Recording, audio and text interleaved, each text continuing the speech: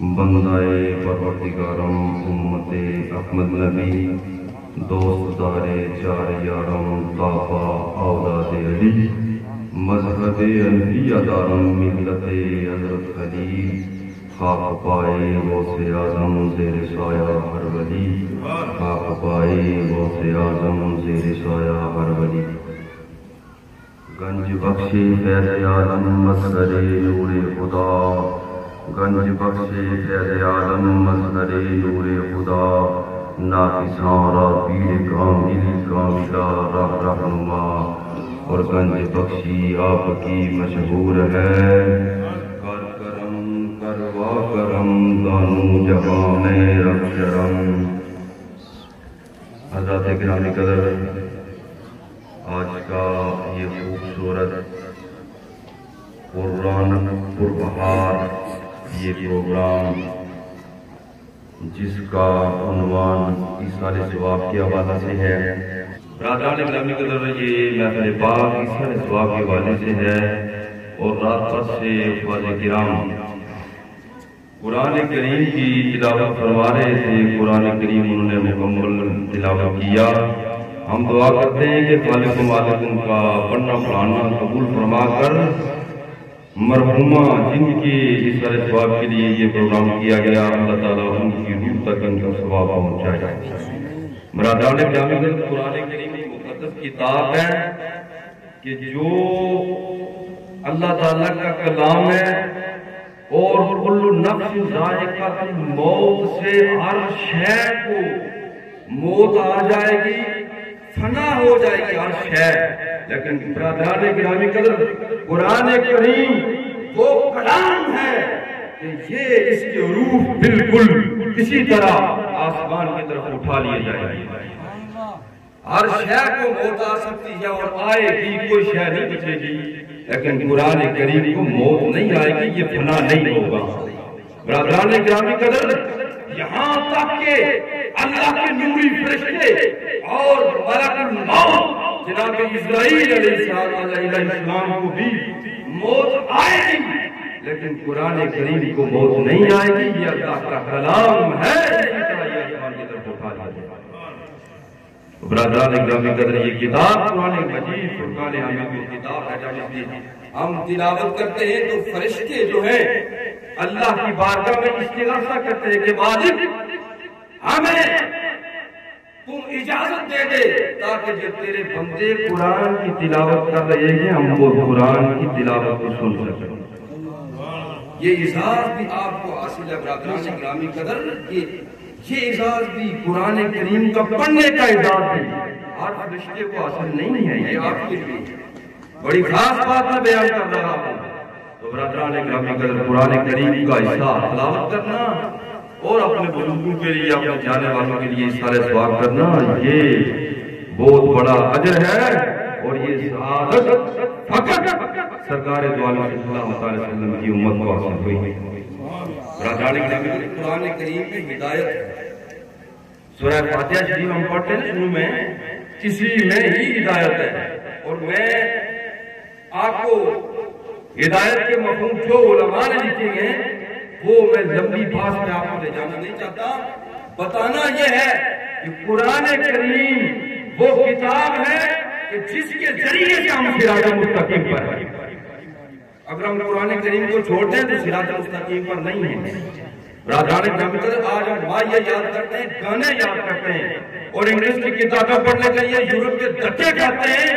اور کاٹ لے کر ہم چلے جاتے ہیں باخدا میں قرآن کریم نہیں آتا ہم نے پڑھنا نہیں سیکھا فضول باتوں میں ہم لگے رہتے ہیں ہمیں پتہ ہی نہیں ہے کہ قرآن کریم ہے کیا برادران گرامی قدر قرآن وہ کتاب ہے کہ اللہ نے فرمایا کہ اگر ہم اس کو پہاڑوں پر نازل کرتے تو پہاڑ پھٹ جاتے فرمایا جاؤ انزلنا هذا القرآن على جبل لرأيته خاشعا متصدعا من خشية الله اگر ہم اس قرآن کو پہاڑوں پر نازل کرتے تو یہ درجہ ہو جائے فرمایا تنزیلا اس کو تو ہم نے اپنے محمد کے قلب اطہر پر نازل کیا برادران گرامی قدر قرآن کریم ہے ہمارے لیے ہدایت کا راستہ اور حضور علیہ السلام نے اس کے ذریعے ہمیں سیدھے راستے کا وہ راستہ دکھایا اور اس کے بعد برادران اکرامی قدر و صحابہ اکرام کی مقدس جماعت ہے کہ جنہوں نے سرکار دو عالم صلی اللہ علیہ وسلم کی خدمت کی اور حضور کی وہ ہر جگہ حضور کے ساتھ ساتھ رہے جہاں جہاد کا موقع اور صحابہ اکرام صف اول میں رہے اور پھر حضور علیہ السلام کی آل یہ دو ایسی چیزیں ہیں کہ میں ایک حدیث کے مفہوم میں بند کرتا ہوں اور آپ کو اس بات کو سمجھا دیتا ہوں. آج کل ماحول کچھ اور طرح ہے.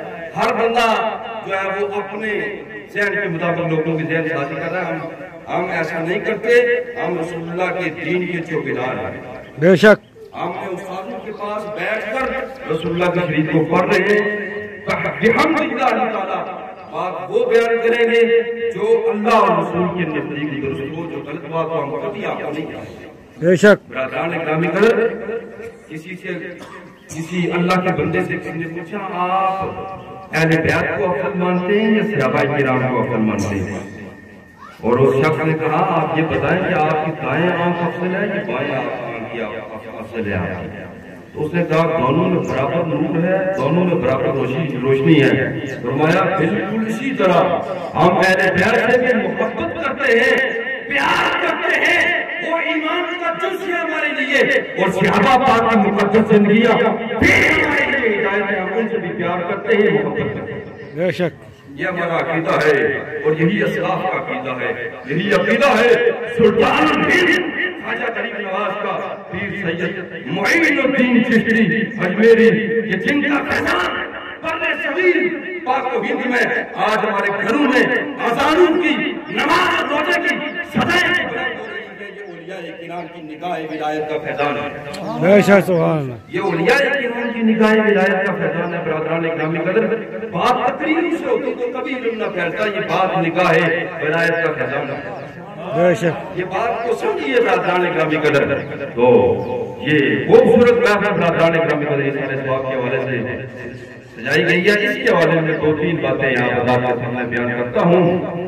برادران اکرامی قدر والدین کی عزت اور احترام کرنا ہمارے لیے اتنا ضروری ہے کہ اگر ہم اپنے والدین کو راضی نہیں رکھیں گے, ان کو ستائیں گے تو تنگ کریں گے, نہ نماز ہماری قبول ہے, نہ صدقہ قبول ہے, نہ ہمارا حج قبول ہے. عام بات نہیں, سیاستہ کی حدیثوں میں یہ حوالے موجود ہیں. قلت وقت میں یہ بات آپ کو سمجھانا مقصود ہے. برادران اکرامی قدر والدین وہ ہیں کہ جن کے بارے میں قرآن کریم نے ہمیں ان کا ادب و احترام سکھایا. ادب و احترام سکھایا والدین کے بارے میں. تو برادران اکرامی قدر حافظ ابن قیم ابن تیمیہ کے شاگرد ہیں. وہ اپنی کتاب میں لکھتے ہیں کہ جب وہ کہتے ہیں کہ ایک بندہ اپنی والدہ کی قبر پر ہر جمعے کو جاتا تھا اور سورہ یاسین کی تلاوت کرتا تھا. ہر جمعے کو جاتا تھا. تو ایک مرتبہ اس نے دعا کی کہ خالق و مالک, اگر میرا پڑھنا پڑھانا قبول کرتا ہے تو اس کا ثواب اس قبرستان میں جتنے بھی صحیح عقیدہ لوگ رہتے ہیں سب تک اس کو ثواب پہنچا دے. تو برادران اکرامی قدر دوسرا جمعہ جب آیا تو وہ بندہ اپنی والدہ کی قبر پر جانے لگا تو ایک عورت آ گئی. اس نے کہا اے فلاں بن فلاں, رات کو میں نے اپنی فوت شدہ بیٹی کو دیکھا ہے کہ وہ اپنی قبر کے پاس بیٹھی ہوئی ہے. تو میں نے کہا بیٹا تیرا قبر کے پاس بیٹھنا کس وجہ سے ہے؟ تو اس نے کہا کہ امی جان فلاں بندہ ہے وہ ہر جمعے کو اپنی والدہ کی قبر پر سورہ یاسین پڑھتا ہے. تو میں انتظار کر رہی ہوں کہ وہ آئے گا, تو جب وہ ایسا ثواب کرے گا تمام قبرستان والوں کے لیے تو مجھے بھی اس سے حصہ ملے گا. برادران اکرامی قدر جب یہ قبرستان سے گزرے یہ نہ سمجھے کہ ان کو پتہ نہیں ہے. یہ ارواح جو ہوتی ہے چاہے وہ جاننے والے ہیں چاہے انجان ہیں, یہ جب آپ گزرتے ہیں قبرستان سے خصوصی طور پر ان کو یاد کریں اور ان کے لیے بخشش اور مغفرت کی دعا کریں. برادران اکرامی قدر ایک صحابی حضرت علقمہ وقت وصال ان کا قریب ہوا, روح اٹک گئی. تو ان کی جو زوجہ وہ بھی صحابیہ تھی. تو انہوں نے وہ حضور کی بات کر میں آپ کی یا رسول اللہ صلی اللہ علیہ وسلم آپ کا صحابی علقمہ روح اٹک گئی ہے, جسم سے پرواز نہیں ہو رہی. حضور علیہ السلام نے صحابہ اکرام کو بھیجا کہ جاؤ ان کے پاس اور تلقین کرو, اس کے پاس کھڑے ہو کر کلمہ توحید پڑھو۔ برادران گرامی کے صحابہ کرام جب جماعت وہاں پہنچے تو انہوں نے کلمہ توحید پڑھا تو حضرت علقمہ نے گردن سے اشارہ کیا۔ آپ سنیں اس بات کو اور اپنے دل میں جگہ دیں کہ والدین کا ادب اور احترام اور ان کا یہ رشتہ جو ہمارا ہے اس کا کتنا بڑا مقام ہے۔ جب صحابہ کرام کی مقدس جماعت وہاں برادران گرامی قدر وہاں گئی تو انہوں نے تلقین کی کلمہ توحید بلند آواز سے پڑھا۔ حضرت علقمہ نے اپنے سر کا اشارہ کیا، کہتے ہیں زبان نہیں چل رہی، سر سے اشارہ کیا زبان نہیں چل رہی۔ وہ صحابہ کرام کی مقدس جماعت واپس آ گئی، حضور کی بارگاہ میں حاضر ہوئے، فرمایا یا رسول اللہ علقمہ کی زبان رک گئی یا نہیں چل رہی؟ تو حضور علیہ السلام نے فرمایا کون ہے اس گھر میں؟ ان کے گھر میں سے کون ہے؟ تو صحابہ کرام نے فرمایا یا رسول اللہ اس گھر میں ان کی ایک والدہ ہے۔ فرمایا اس والدہ کو میرے پاس بلا لو۔ دو روایتیں، ایک روایت یہ ہے کہ حضور سید علیہ السلام وہاں تشریف لے گئے ان کی والدہ کی طرف، اور دوسری روایت یہ ہے کہ وہ بوڑھی خاتون حضرت علقمہ کی والدہ خود حضور کی بارگاہ میں آئی۔ بارصورت حضور نبی کریم علیہ السلام نے پوچھا کہ تیرے بیٹے کا علقمہ کا کیا حال ہے؟ فرمایا یا رسول اللہ میرا بیٹا جو ہے میں اس سے ناراض ہوں۔ فرمایا میرا بیٹا میں اس سے ناراض ہوں۔ برادران گرامی سنو اس بات کو، حضور کے صحابی ہیں اور حضور ان سے ان کی والدہ سے پوچھ رہے ہیں، روح اٹک گئی حضور کے صحابی کی، تو پوچھا ان کی والدہ سے، فرمایا تمہارا بیٹا کیسا ہے؟ فرمایا دیندار ہے، نماز روزہ کرتا ہے، وہ نیک کام کرتا ہے۔ یا رسول اللہ میں ناراض ہوں اپنے بیٹے سے۔ حضور نے فرمایا کس بات پر آپ ناراض ہیں؟ فرمایا یا رسول اللہ صلی اللہ علیہ وسلم جب گھر کے معاملات ہوتے تو میرا بیٹا گھر کے معاملات میں مجھ سے بھی مشورہ کرتا اور میری بہو سے بھی مشورہ کرتا، میری بہو کے بات کو مان لیتا، میری بات کو رد کر دیتا۔ یا رسول اللہ یہ میرا بیٹا ہے، میں نے پیٹ سے رکھا اس کو اور میں نے اس کی پرورش کی۔ یا رسول اللہ میرے دل میں یہ اتنی تکلیف ہے، اتنا دکھ ہے اس بات کا کہ میرا بیٹا میری بات کو رد کر دیتا ہے۔ حضور میں اس بات سے ناراض ہوں۔ حضور نے فرمایا کیا آپ نے اس کو معاف کرنا ہے؟ وہ کہتے ہیں یا خود اس نے مجھے پہنچایا میں معاف نہیں کرتا۔ حضور نے یہاں حکیمانہ انداز اختیار کیا۔ حضور نے حضرت بلال کو حکم دیا، بلال جاؤ لکڑیاں لے آؤ اور ان کو آگ جلاؤ۔ برادران گرامی قدر جب فرمایا حضور نے کہ آگ جلا کر علقمہ کو لے آؤ، اس آگ میں اس کو جلا دو، اس آگ میں اس کو پھینک دو، تو برادران گرامی قدر جب حضرت علقمہ کی والدہ نے یہ سنا تو فرمایا یا رسول اللہ یہ میرا بیٹا علقمہ، آپ اس کو آگ میں پھینکیں گے؟ فرمایا خدا کی قسم یہ تو دنیا کی آگ ہے، اگر تم نے اپنے بیٹے کو معاف نہیں کیا یہ تو دوزخ کی آگ بھی نہیں بچ سکتی۔ برادران گرامی حضور کے صحابی ہیں اور اتنی سی بات کی کوئی لمبی چوڑی بات نہیں تھی، فقط اس بات پر کہ گھر کے معاملات میں وہ تھوڑی سی معمولی بات تھی۔ تو برادران گرامی اپنے والدین کو راضی رکھنا اور ان کی خدمت کرنا یہ ہمارے لیے ضروری ہے۔ اگر ہم اپنے والدین کو راضی نہیں رکھیں گے، ان کی خدمت نہیں کریں گے تو برادران گرامی قدر کوئی ولی، کوئی پیر، کوئی قطب آپ کو اللہ سے جنت سے نہیں نکال سکتا۔ یہ حضور علیہ السلام کی حدیث موجود ہے، حضور نے خود فرمایا، یہ حضرت علقمہ کی والدہ سے فرمایا کہ اگر آپ اسے معاف نہیں کر سکتے تو یہ تو دوزخ کی آگ سے بھی نہیں بچ سکتا۔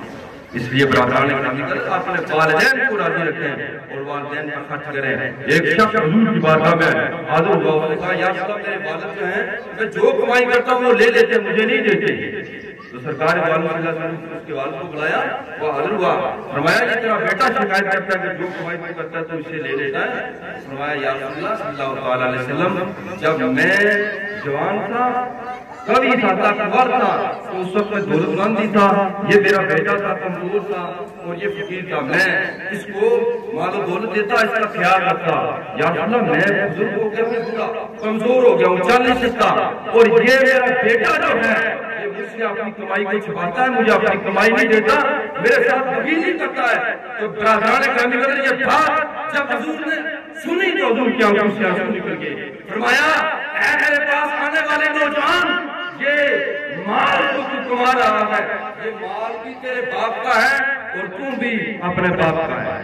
فرمایا کہ تو بھی اپنے باپ کا ہے اور تیرا جو انتا وہ مال کا لیا بھی کا، فرمایا تو بھی اور تیرا مال بھی، یہ سب تیرے باپ کا ہے۔ تو برادران گرامی قدر، نماز روزہ یہ سارے معاملات ہیں، والدین کی عزت احترام ان کا خیال رکھنا۔ آخری بات میں اور بات کو ختم کرتا ہوں، خطیب صاحب حدیث بیان کر رہے تھے کہ حضرت نبی کریم علیہ السلام کی بارگاہ میں سیادہ عرض میں فرمایا جاتا ہے اگر ہمارے والدین دنیا سے فوت ہو جائیں تو کیا ان کا کوئی حق ہم پر باقی رہتا ہے؟ تو حضور علیہ السلام نے فرمایا 5 طرح کے حقوق اولاد پر باقی رہتے ہیں۔ 5 طرح کے حقوق اولاد پر ہر صورت والدین یہ دنیا سے چلے جانے کے بعد باقی رہتے ہیں۔